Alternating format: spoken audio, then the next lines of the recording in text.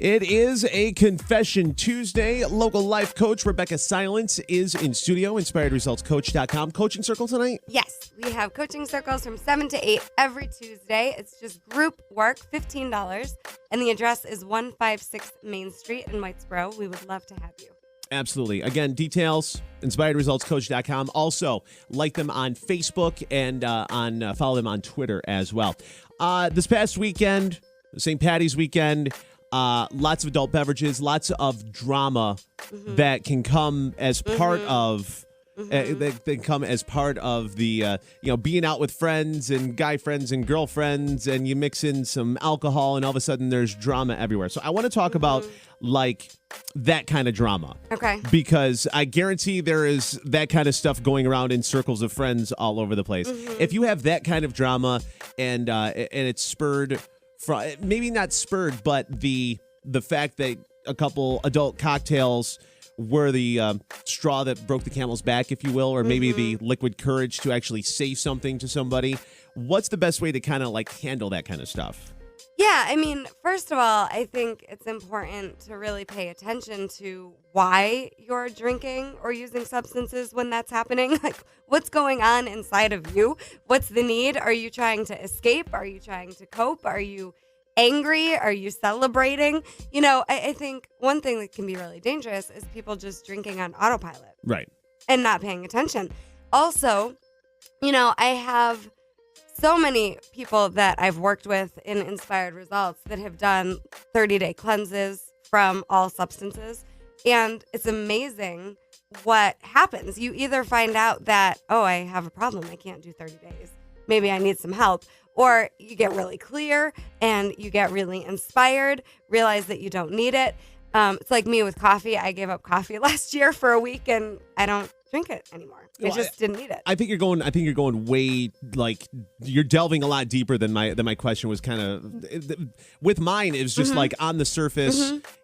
Okay, they, like friend drama. But there's never on the surface. Okay. It's always deeper than on the surface. Okay. So the thing that I'm wanting to do with people is get right to the root issues. Okay. So number one, you just look at what you're doing. Why am I drinking? What's going on with me? Then you can look at what happens with me when I'm drinking. Am I proud of the way that I show up?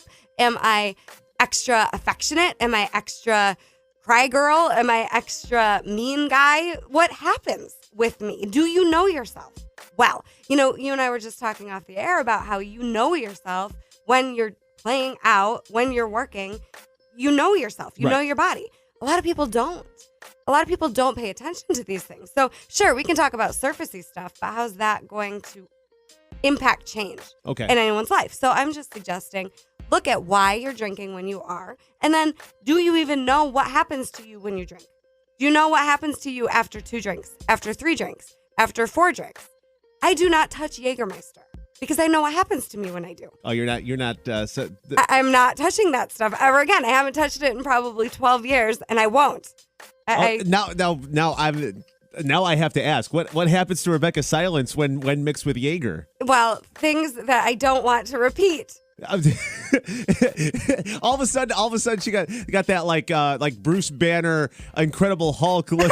No, not good stuff. I just don't drink it. No, and but that's fantastic that you know yourself because of that. Absolutely. And with anyone, if you can be self-aware and realize yourself and almost like look at yourself from a third person, I think that's such a huge thing. Whether it be with alcohol, whether it be with in a boy-girl relationship, whether it be in your work, being able to step outside of yourself and look in really can help you on all levels. Right, and I think there's a big lie that the alcohol is going to help you feel.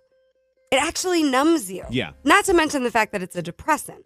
So the fun moment or the high is eventually going to end, and you're going to have to deal with the consequences of the choices you made.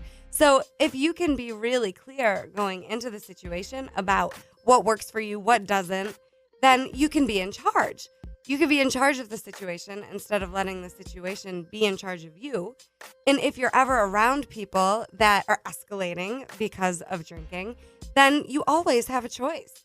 And it's never your job to try to save someone who doesn't want to be saved. Right. That's the other thing that can happen in these situations. Somebody becomes the superhero and ends up getting annihilated. So let me ask you this. We were talking about taking a step. I don't want to say a step outside of you, but looking in. Is there a good homework to kind of force people to look at themselves from a third person? I love that you're picking up on that. So one of my favorite authors is Neil Donald Walsh.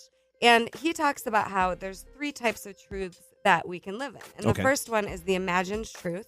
So anytime you're feeling triggered or anytime you're feeling upset of any kind, he's going to suggest that it's something from the past that is reminding you right now you're actually in the past being reminded of something that isn't happening. Right. So he calls it an imagined truth that feels bad. The next level of consciousness is what he calls the observed truth, which is what you're talking about, where he calls it bearing witness. I call it become the observer. And what I'm thinking about whenever I think about this is the City of Angels movie, where the angels are kind of outside looking in, watching. And we can actually do that with ourselves.